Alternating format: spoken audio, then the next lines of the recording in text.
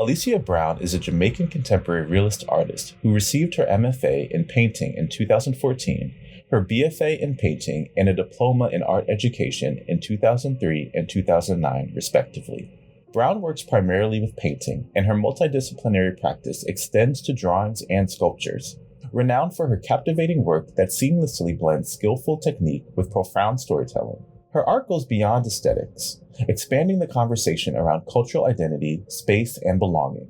Referencing historical and present regimes' influences on the other, Brown invites the viewer to engage with the complexities of identity, offering a thought-provoking exploration that transcends artistic and cultural boundaries. Alicia earned recognition through various accolades, including 2 Elizabeth Foundation grants in 2019 and 2021, and grants from the Joan Brady Foundation and the LCU Foundation.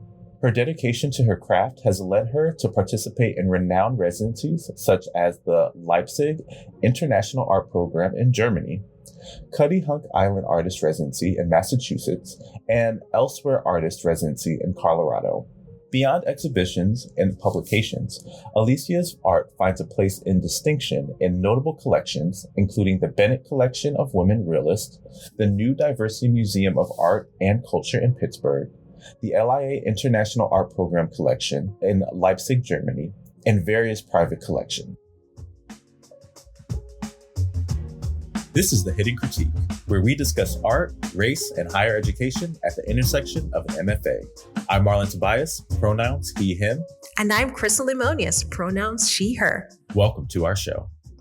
Welcome, Alicia Brown. We're so happy to have you on the podcast to hear your story and all that you have to offer in regards to your development as an artist, where it's coming from, where it's going, and what you're doing now. Thank you for coming. Thank you for having me. I'm delighted to be here with both of you. Thank you. Yes. But before we get started, because mental health is important in life, especially when you're living the artist entrepreneur lifestyle, Alicia, how is your heart? Ooh, how is my heart today? Well, today my heart, I'm experiencing different emotions. So I'm excited. My heart is excited. It's anxious. It's also tired, and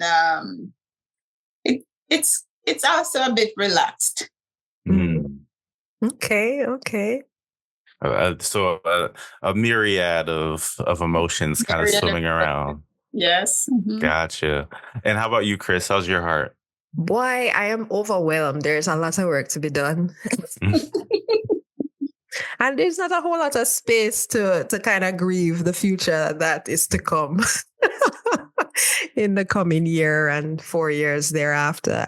So I feel like that is the tone of my time right now, trying to batten the hatches and do the work that's necessary, because we still live in capitalism. So we have to keep busy and productive. So How about you, Marlon? How is your heart? That was saying that we live in capitalism and we have to be productive. That just hit me in a way that's never hit me before. That realization. But my heart is pretty stable right now. We're recording in the middle of the week, so we're kind of like in the thick of the week, right? And we're kind of trailing on the downward curve of the work week. So, yeah.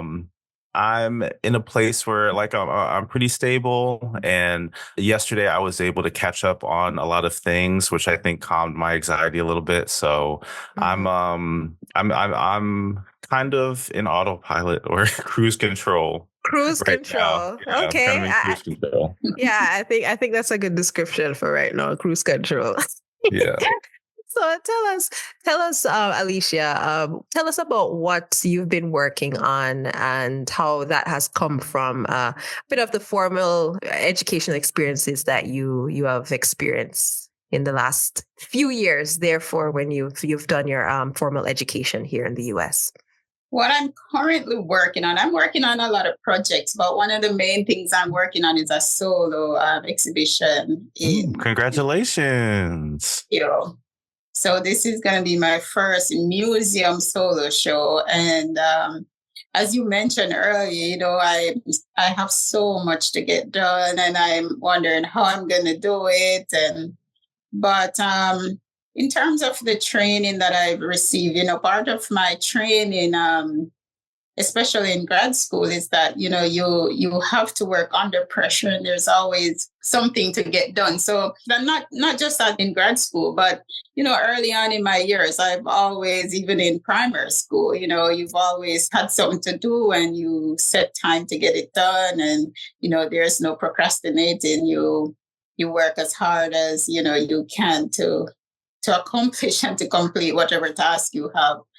But where I am in terms of the growth and development in, the kind of work that I make, there's definitely a big jump in terms of, how much I understand what I'm doing now and why I'm doing it. And, also not just the audience that I want to share it with, but the messages that I'm trying to bring across. So, it takes a lot of work. It takes a lot of research before I'm actually doing the work, making the paintings or whatever it is that I'm working on. I'm pretty consumed in my studio right now. Wow. And that's interesting that you said that now you have more of a handle of what you're doing and why you're doing it. How long did it take you to get to that point where you have a lot more control over your decisions when you're making your work?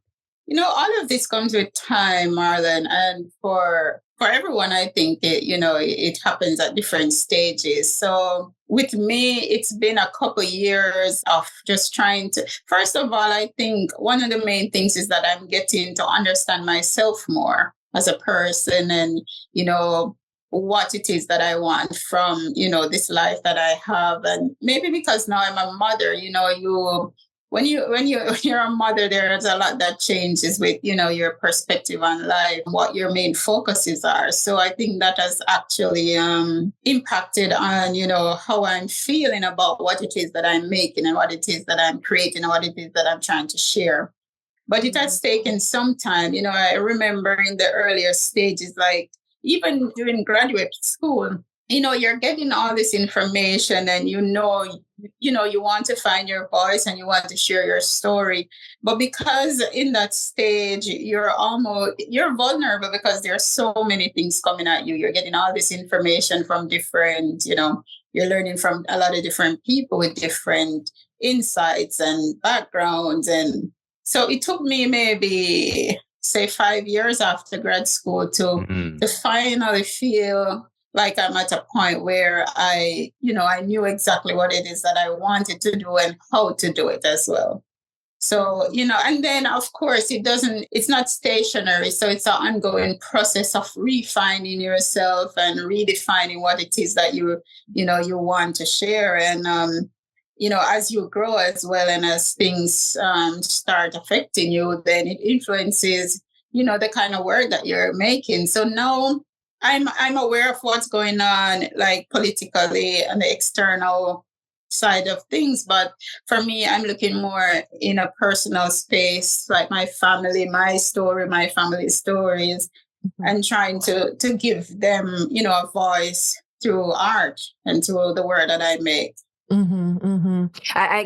I'm so curious to hear a bit more about your journey coming here to the US, because as myself, I'm also Jamaican. You're Jamaican, and you've lived in Jamaica way longer than I have, and have really developed a career there before coming to the US. Yes. So I'm so curious for you to share, what was that like? How did you even decide to come to the US to do MFA and really venture in that way? Well, for years, I've always known that I wanted to make paintings of people and about people. But in terms of my training in Jamaica, I studied in Jamaica, and I lived there for almost all of my life. I decided to relocate to the US. It was for personal reasons at the time, with family and relationships. So I thought, okay, this would be the time. So yeah, I made that decision to migrate to the US in 2018. But before that, I was in Jamaica. I was after graduating from that school in Jamaica, I was teaching for years, but I've always known I wanted to just be an artist. It took me some time to get to the place where I was able to afford to, move to New York and study there. So pretty much I knew, I actually planned out everything. I knew exactly what I wanted, when I wanted it to happen. Mm-hmm. And that's pretty much how I go about my life. So, even as a child, I would plan that, okay, I'm going to go to this school or that school. And then after that, I think that's important. But, moving to the US wasn't really like a burning thing on my mind, but most of my family migrated. So, for me, I'm a family oriented person, and I really needed them. I needed to be around my family. So that was one of the main reasons I decided to move. In terms of my career, that might have been like the second reason, because, I felt stagnant because, lack of resources, lack of opportunities. And most people say, they move to the United States for opportunity. And opportunity is kind of a vague word or a vague term, but for me, I knew exactly what it is that I wanted. I wanted to be able to use my art and share it with a wider audience, and to have all the different avenues that I would be able to use to get that opportunity to share the work. So, yeah, I was showing work in Jamaica before, but again, because I also had a teaching career, it was a lot at the time. And, not a lot of opportunities to share the work. And yeah, so I made the decision to venture somewhere else. So last season, we spoke extensively with an artist from Ghana, and he shared his experience applying for grad school as an international student. I'm assuming that may have been the direction that you took. Could you share a little bit about maybe the intricacies of the challenges, or even the successes you had? Oh, my goodness. That you had through that. Could you share a bit about that? Well, for an international student, it's challenging. It's not impossible, but it's challenging, and it depends on the country as well. So coming from Jamaica, so after finishing grad school, I was teaching for years. So, I wasn't a seasoned artist. I was practicing, but not, as much as I wanted to. Yeah. So there are different challenges that I, experienced along the journey. But I went through the process of applying for a student visa. Mm-hmm. And that was not difficult. The most challenging thing was getting the tuition, because, the tuition cost when you're international student is more than, say, for someone who is living in the country. And then also thinking about living accommodation. So it was a lot. It was overwhelming, but I knew I had to persevere. So through the process of applying, I did contact at the time a Chase Fund, which was, set up by the government in Jamaica to assist persons pursuing art careers, music, drama, art, whatever it is. And I did apply. And at the time when I applied, I don't know what happened in the process, but for some reason, everything just went, it didn't go anywhere. Mm-hmm. So I didn't get that grant, but I was already in school. But I think one of the major factors for anybody international would be, like just the financial burden. So at the time, how I got through the process was I had to borrow a lot of money from the bank in Jamaica. Mm. And then, but because I was teaching for a period of time, I also got through the ministry, I was able to go and study and be paid at the same time while I was studying. I know informally we had a conversation and you called it secondment leave. Is that what Yes. So okay. I was on, what you call a secondment. And that means that, you're working with the government. They're going to pay you while you're studying. They allow you to do that. But then you're required to return to your country and work for at least 5 years before you can move on from there. And that's what I did. Mm. So, yes. And the other option would be if you don't, if you give up your job and not return, then you would have to repay the government, for the time that they paid you while you were on leave. Mm-hmm, mm-hmm. Yeah, that sounds like a very interesting program. I didn't even know that Jamaica had access to that type of programs. Yes, so for persons working with the government, for like teachers, nurses, people in those areas, then they have certain things set up for, it's a part of the benefit package, correct? Yes, for further education. Yes. And I mean, it worked for me. For other people, a lot of people were doing it too. A lot of persons were doing it, going abroad, studying, and then some returned, some didn't. And I thought that was one of the avenues to take because, of course, I'm financing this on my own. I didn't have, family who have money. So, and that's the thing about when you're pursuing any form of career, anything that you love and you're invested in, there's a lot of sacrifices that comes with it. So you have to prepare yourself for all of that. And you just have to do what you have to do to accomplish that. Mm-hmm. But the journey has never been easy. It was really challenging. I had a lot of moments where I felt like, oh, what the hell am I doing? But again, with anything that you love, it comes with sacrifices. So, I just I just had to be a big girl and get it done. Yes, definitely. So let's talk a little bit. I want to shift a little bit to your studio practice, right? So, where is your studio? Is your studio separate from where you live, or do you have a studio in home? Well, currently my studio is not at home, but before I had a studio, I was working at home in my garage, wherever I could, find a space. But no, because I have a lot of projects that I have to work on, and being at home, working is actually quite distracting. And I don't have a room where I can block that off and say, oh, this is my studio space. So I rent a studio. And this is my haven. This is somewhere I come and I feel like I can be, at peace with myself or at war with myself. And yes, it's so you and I met at Spaces. If you could share a little bit about the organization and how you even got there, I think it would be lovely for viewers. As I know your location is in Florida. Yeah, so I'm still at Spaces, and Spaces is an organization it's a nonprofit organization that's run by a local artist and professor. Mm-hmm. And how did I find out about this place? Is just through Google. I knew I wanted somewhere to, a studio, and I went online and, I was just searching.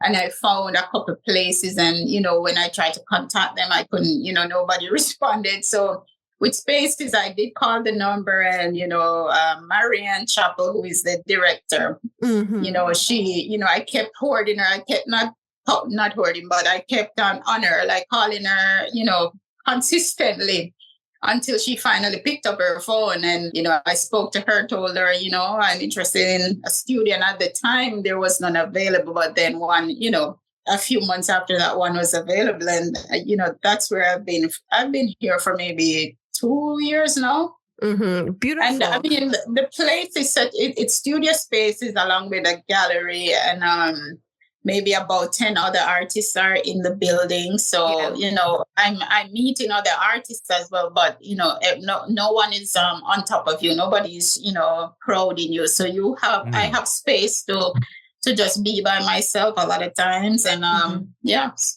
Nice. Yeah. And about your actual style of making, it has a very colonial 17th, 18th century themes and motifs. So I'm really curious if you could share like how you found that unique approach to your way of making and your themes.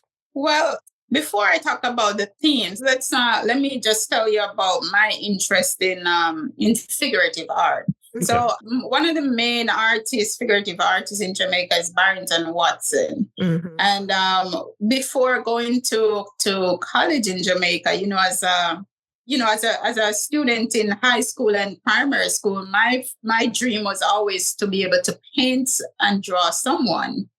So, the first stages was, just drawn from cartoons, but I realized that the cartoons were just cartoons. They didn't look like real people. Mm-hmm. And then, we didn't have that exposure to art like that. I mean, I think maybe my first picture of art outside of Jamaica was maybe through a magazine I saw. I think it was a Michelangelo painting I saw, and I can't remember the exact feeling, but at the time I said, that's exactly what I want to be able to do, to draw like that and paint like that. And, Michelangelo would make these kind of muscular drawings of mostly males, and I was so drawn to that. I thought this was what I wanted to do.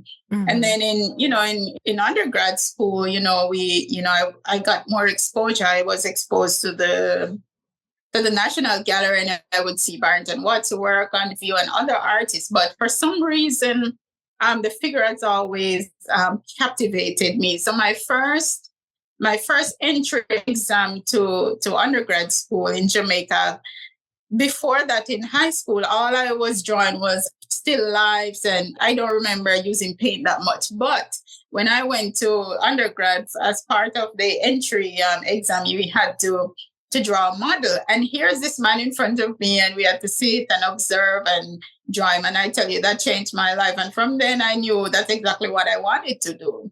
And, hence the reason for pursuing, my master's in New York and at a school where, the main focus was on the figure. Now, to fast forward to the themes now that I'm exploring, I've always been interested in the history of the space that we live in, in Jamaica, mm-hmm. the Caribbean, but I'll speak specifically to Jamaica. And most of the influences Jamaica is from Europe, and obviously so because of colonialism, right? Jamaica was colonized by a lot of different groups, but England and Europe in particular they're the main forces in terms of how, they have impacted the culture of, the people in Jamaica and the people who were forced to inhabit Jamaica. Mm-hmm. So I'm interested in that history. And I think that objects are very useful in telling a story, in creating excitement and, just digging deeper into the things that people are concerned about. And objects are also given a pedestal because of the power that humans have given to these things. For instance, in my work, I use the objects or elements of, say, aristocrat during the reigns of the kings and queens. Mm-hmm. And I'm looking at that period of time because I'm comparing it to what would have happened at the same time in the countries like Jamaica, mm-hmm. that were colonized by these people. These are people who are far away, but they're able to control a space that, is not even in their jurisdiction or their vicinity. And it was all because of, what an object could do and the kind of power objects were able to give them. I mean, obviously they didn't care about life, or people. They just cared about themselves and, what power they could have over just about anything. So the objects that I'm using in my work, like the rough colors, these are things that I'm taking from this kind of colonial space and then incorporate it in the stories by depicting people from my neighborhood, people I know, my family, and giving them a voice in a sense and giving everybody a voice to be able to add to the works that they see and to question the things that were told. Like most of the stories that are documented or were documented by, one group of people, and those were the colonizers. So at this point in time, I have a voice and I'm able to express what it is that I want to express. Like as a child, I've always thought, most of these things are bullshit, am I able to say that? Yeah, man. It's just funny. Go ahead. Yeah, but as a child, I was very, I didn't take anything that someone told me. I always wanted to find out what's beneath, the story. And I mean, in the Caribbean, there's a lot of, we like to tell stories, and most of the stories sometimes, they're from factual events. But through the works that I make, I'm trying to just explore that idea of storytelling and trying to tell my own story. It's not even trying to say, oh, this was wrong or this is right. I'm trying to tell my own story and using elements from art history, from, the history of other cultures, including the African culture, the Arawaks, the Caribs, just about any culture that I'm interested in. And so you seem to be always juggling a lot of responsibility, being a mother amongst your artwork and many other things.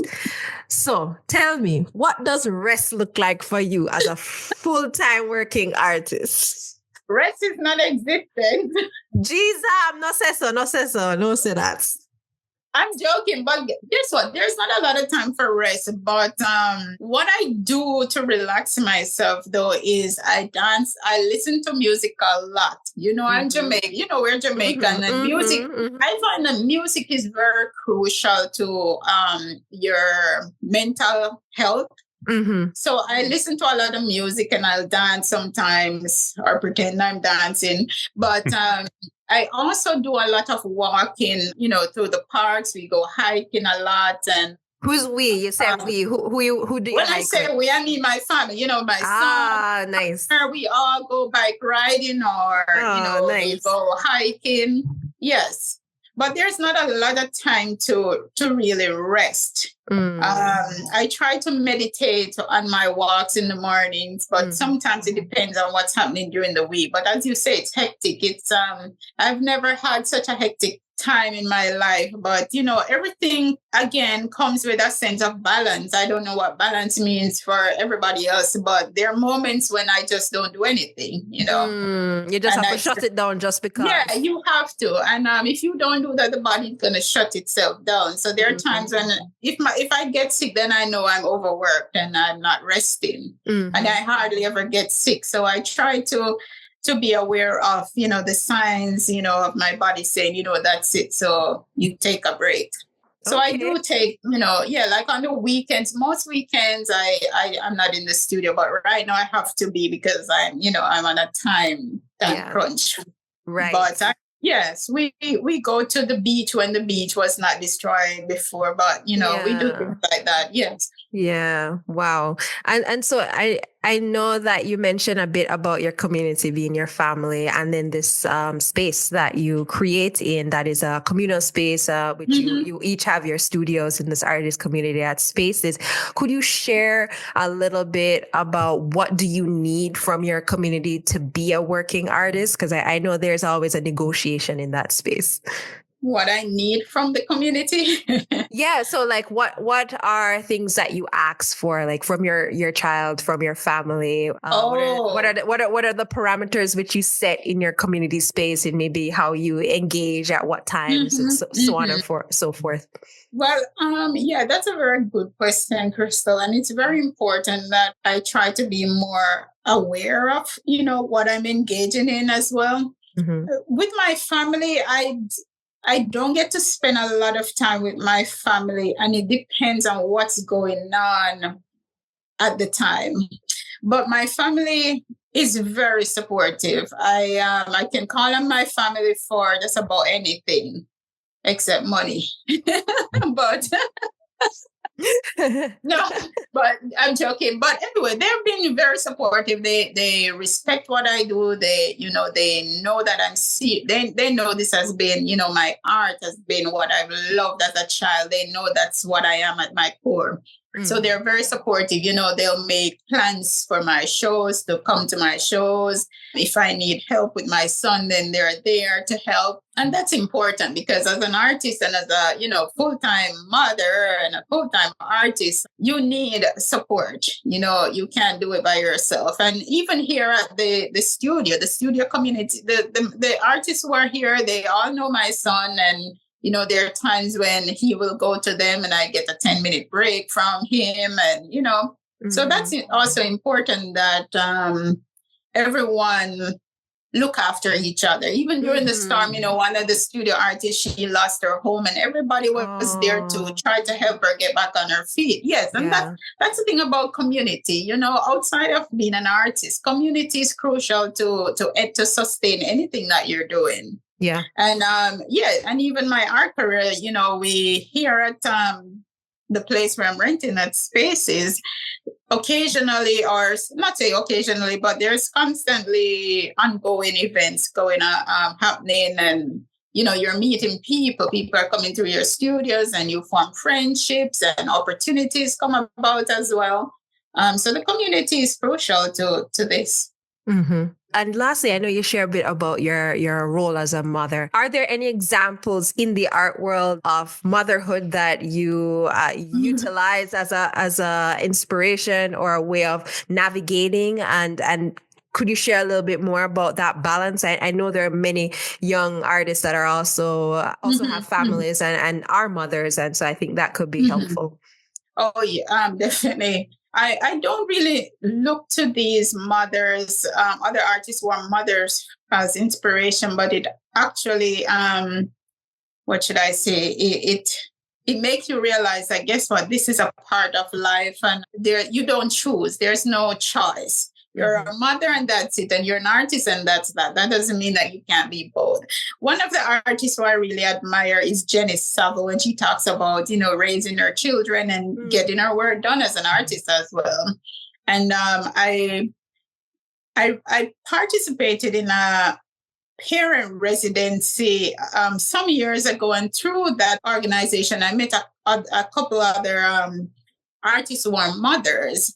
And out of that, also, I at one point, I was offering a mentoring program for artist mothers, specifically mothers, because I know what it is like. I know what it feels like to wake up some days when you have no energy, and there are other times when you're trying to work in the studio and your child comes first. There's something happening at school. You have to drop whatever it is that you're doing. But it's all a part of life, and that's the thing. This is what fuels me also. All the challenges fuels me. And as a mother, I don't separate it from my work. My son inspires me so much, He makes it even more meaningful to me to be an artist and to be able to share, what it is that I'm sharing through my art. So again, as a mother, a mother's job is ongoing. It's constantly thinking about your child, but we're blessed. We are made in a way where we can juggle all of these things and still, put our best foot forward every day. And I know you talked a little bit informally with us about how your family, that you live together, so you kind of at times they're able to help you in sharing some of that. Yeah. That duty that you have. That living arrangement has changed, but I can still reach out to my, my sisters who live close by, and to help with my son in times when I have to get help. Yeah. So that's crucial. That's awesome. Important. Mm-hmm. Nice. And I want you to touch on promoting your work. So what are some strategies that you've implemented to build a market for your artwork? I think I'm the worst with that, Marlon. What? Everybody says that. They come on the show and then they have so much to say. Everyone thinks they're just winging it until we ask the question. And it's like, oh, wait, maybe I do have a strategy.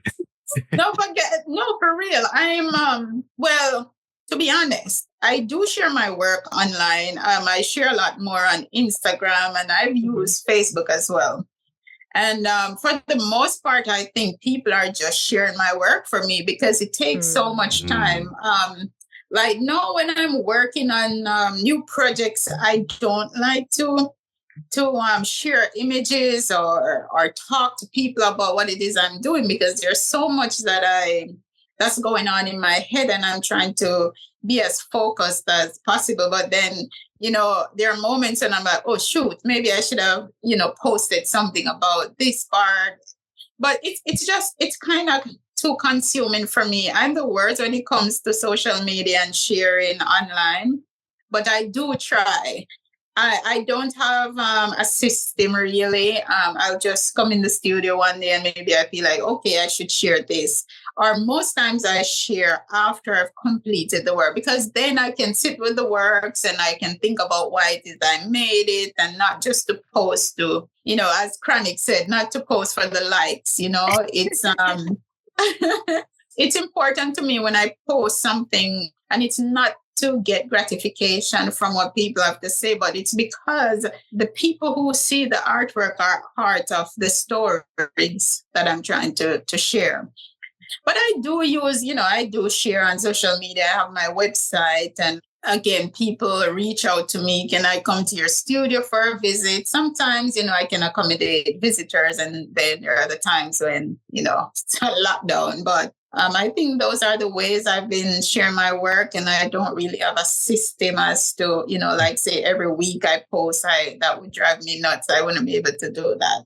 But it sounds like a system there. To me, the system here is when you're feeling inspired to have completed piece, you share by Instagram, and then you offer occasional studio visits for patrons as well as I guess curators interested. Yes. That's two solid things right there.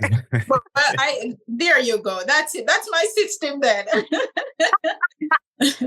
And you did, you have mentioned previously that you are in the studio currently making work for a solo exhibition. Yeah. But what are some other significant opportunities that are down your pipeline? That you can share. That you can share. Yeah, that you can share.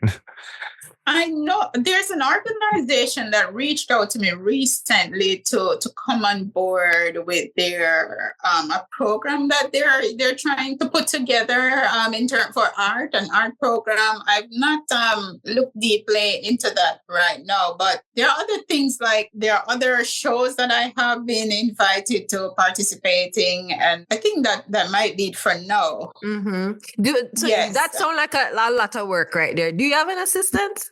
I don't, and I wish I did. I cannot afford an assistant right now. Yes, Mm-hmm. I know. It's just a reality. I cannot afford one right now, but I would. Oh my goodness, that would help me a great deal. Mm-hmm. Like, for instance, like answering emails and, just getting back to people in a timely fashion. But, I don't have it, and I just have to work with, what I have right now. But there's always something coming up, like almost every day I open my email and there's somebody reaching out wanting to do something or have me participate in something. And again, you have to choose, you have to pick and choose, because I cannot commit to everything. Yeah. And I know I probably have another solo show with my gallery in New York coming up in maybe next year. So, not 2020, where are we? 2025, I think 2026. Uh-huh. So, there's always things on my calendar to take care of. So as you mentioned, the gallery that you are represented by, could you share a little bit the difference between, as much as you've grasped it, the difference between art markets? So I think the gallery that you work with is in New York, and you may be working with others in other areas. Yes. Mm-hmm, so are there differences in art markets that you have noticed that you may want to share? Yes, there are differences in terms of what works sells best in certain areas. So, for instance, I have a gallery I'm working with in Detroit. Okay. I've been working with that gallery for some time now, and I recently showed with them at the Atlanta Art Fair. Mm-hmm. So everyone has their own spaces that they'll provide opportunities for you to show. Mm-hmm. With the gallery in New York that I'm represented by, they also have their own market. But when I say they have their own market, in terms of my work, I'm not forced to change the way I work. I work the way I work, and no one is dictating and saying, "Oh no, you need to make this type of work." And that's the best thing that could ever happen, Mm-hmm. And that's important for you to have that as an artist. So, for the galleries, for both galleries, I have to ensure that I supply them with a certain amount of works throughout the year or throughout a period. So, of course, you can say you're represented by a gallery and the gallery has no inventory for you, Mm-hmm. So, and then both galleries will have shows, whether it's group shows or, solo shows. So, for instance, the gallery in New York, my first solo show with them was in 2023. And that gallery signed me in 2022, I think. Mm-hmm, mm-hmm. And before my solo show, I had a group show with the gallery again, so that people will be introduced to me. So I love the approach of that gallery, and they love what I do. They respect the artists they work with, and they're so professional. And it's just a blessing that I have them working with. Both galleries are the same. We communicate well. If there are shows, any opportunities that they are aware of, they always reach out to you. So that's very good. And so I know that in your art practice, there is your figurative, mostly figurative works, but I know you have these really intricate paintings. And then I've seen you also have drawings, I think like on doilies. Yes. Is there a difference in, say, most of your paintings are going to New York and some of your drawings and maybe more mixed media are going to Detroit? Is there styles that you are that is your foundational interest that you are sharing with one versus over the other? Not necessarily that I am deliberately sharing with one, over the other, but for Detroit, again, every market is different. So for the gallery in Detroit, I've never sent her drawings. She has never requested drawings. Okay. But with the gallery in New York, it's both the drawings and the paintings. Okay, so they both get paintings, but one also takes the drawings. Yes. And the gallery in New York has been selling they've been selling, for the most part, more, the paintings sell more. And I'm guessing that's the same for a lot of artists who work in different mediums, like maybe paintings and drawing. But I love the drawings that I make. Like my show that's coming up, I'm going to have a lot more drawings. Okay. And maybe sculptures. But yes, but for my work, I like the fact that I'm not put in a pigeonhole. Like I can explore, and that's the thing. I should be able to explore, and again, that's where communication with your gallery. So I keep the galleries up to date on what I'm working on, and of course they are. They look out for you and see what you're working on and try to publicize it, and very good. Yeah. And so let's shift a little bit to finances. Could you share with us a little bit about the multiple streams of income that you use to make this all happen? Because I know that you are a full-time working artist, so I know that there may be a lot of financial navigation to make all of that stay afloat. To make it work. Yes, it's very challenging over the past years. It's become very, very challenging in terms of financing this career. The art market has gotten to a point where you feel like everybody, like it's just dead, and that has been a challenging time for me. Like this year has been how long have you felt that?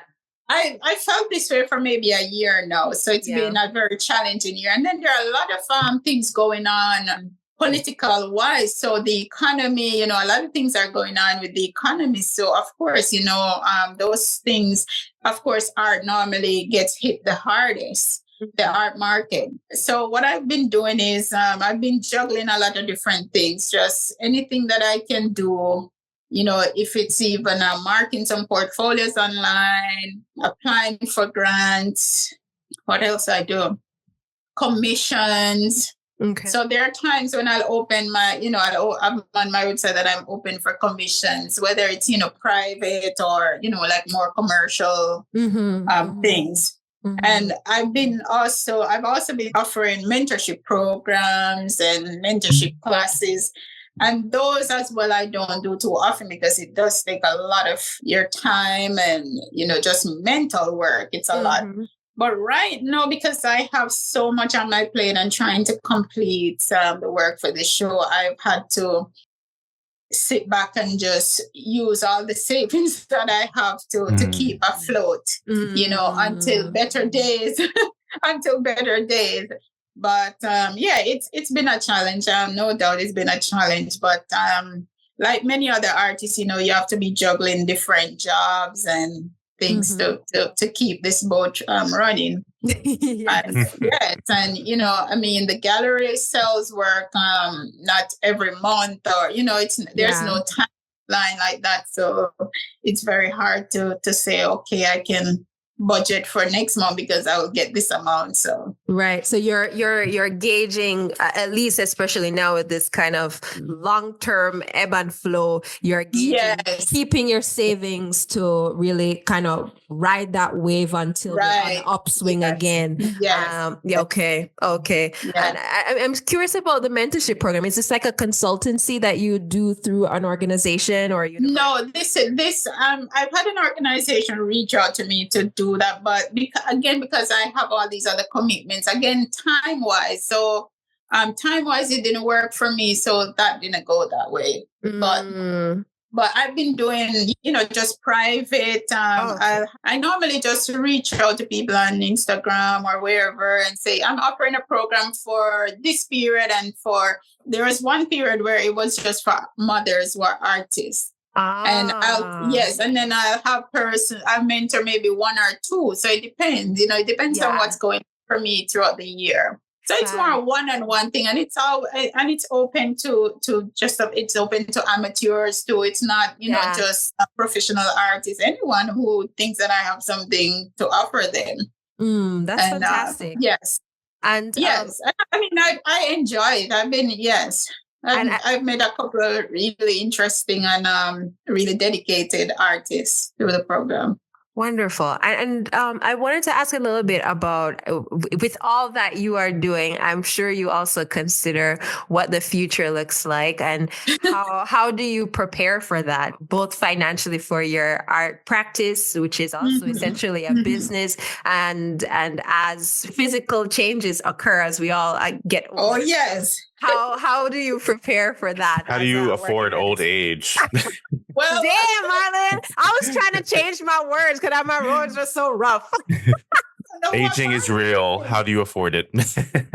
Well, that's the thing. It's real. So I'm a big promoter of, not that I promote it openly, but I do believe that, this vessel that we have as our body, we have to take care of it. So I love to cook, and I try to eat as healthy, whatever that means, as possible. But I try to nourish my body and to an extension my mind with the kind of food that I'm consuming. And I also have a small garden at home, and that I'm thinking of sustaining myself because, of course, everybody is feeling the bite of, like the prices for food. Like I've never paid so much for food in my life. But I know, right? Yeah. Yeah. So I'm at a place right now where I'm trying to sustain myself and my family.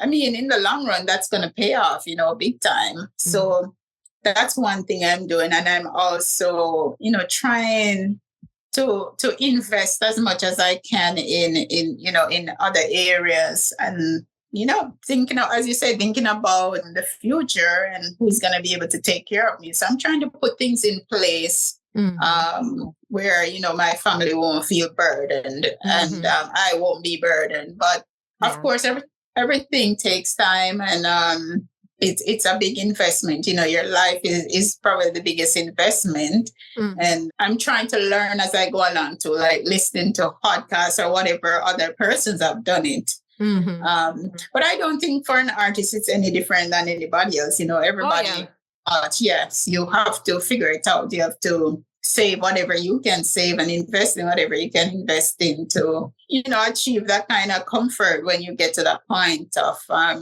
where there's my aunt can't make art anymore. We asked that question because we're creating this community pot of information for people to utilize. And so, to clarify, when you say investment, are you thinking of, like, you're actually investing your money and you put money aside? Yes, I'm actually investing, putting money aside, and even my art. My art, in the long run, it's an investment. So I've been trying to see where and who I can place some works with as a form of investment later down, the road. I love Yeah. So yes. That's strategic. You out there doing some things, Alicia. I'm trying. And to kind of close out, share with us what are you doing that is not paid labor and is only for your creative nourishment? What am I doing? Holy cow. Well, as I mentioned, I'm sorry. As I mentioned, I love to cook. So what I've been doing, I've been making these traditional dishes. For instance, I'm sure you know of dukuno, which is a traditional African. It's not a dish, but it's like a pastry that's, it's made from coconut, cornmeal. You put it in banana leaves and you tie it and it's called dukuno. No, I don't know about dukuno. You know, so I leave Jamaica when I was 10 years old. So there's many things I don't know. So don't fault me. Oh my God. I need to get your mom. Okay. So you have to send me your recipe. I have to share. Yes. So what I've been doing is that I've been sharing these things with my son. So my mom used to do it, and because my mom is not alive again, so I was thinking, how am I going to pass on certain things to my son? Yeah. And to share and tell him, this is what my mother taught me, and this is a part of the culture and where it's coming from. So I'll tell him, dukuno is from Ghana. And, the people brought it. So I don't give him too much information because it's just 5. But we make it together. So there are times when we'll make dukuno. There are times when we make sweet potato pudding. There are times when we'll make, I've only tried gizzardo once.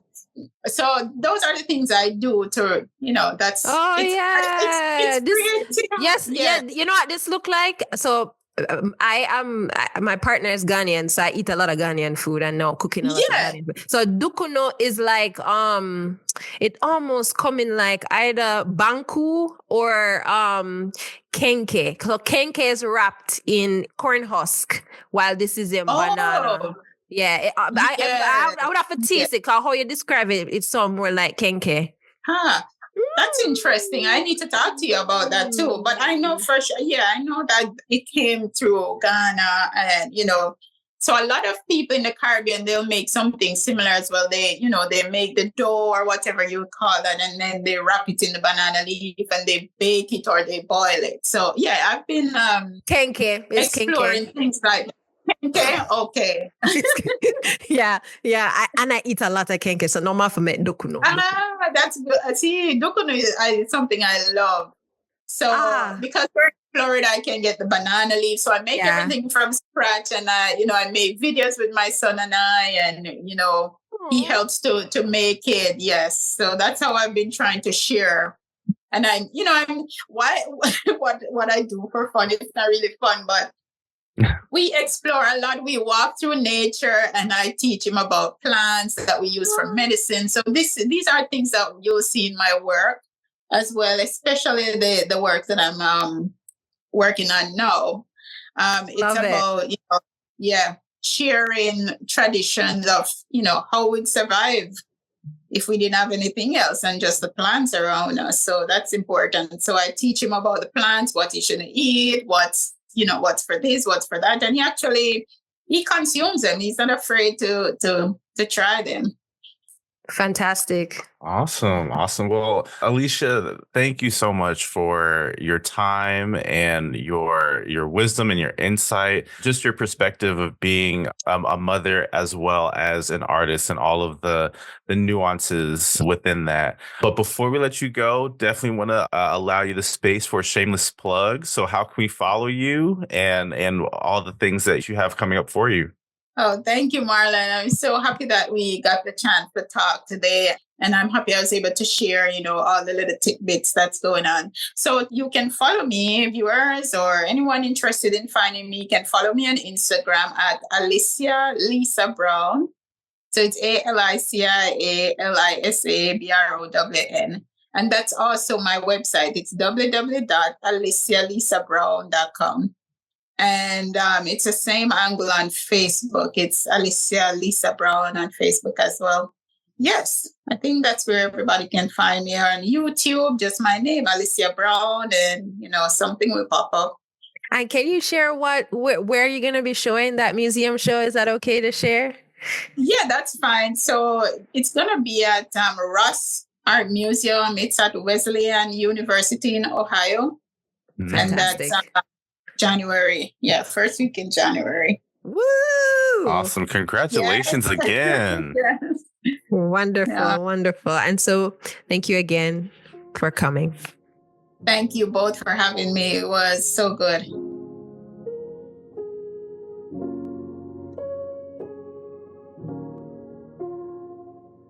Now we're at the point of the show where we want to hear from you, the listener. Join us on Instagram and Patreon to share your thoughts on these two questions. 1. How do you manage keeping inventory of your artwork, either to show or to sell? And 2, how often do you accept commissions, and how do you balance them with your studio practice? Thank you for listening to our episode. The Hidden Critique is produced and hosted by us, Krystle Lemonias and Marlon Tobias. Episodes are edited by Kirsten Pettifor. Original music composed by Cesar Presa.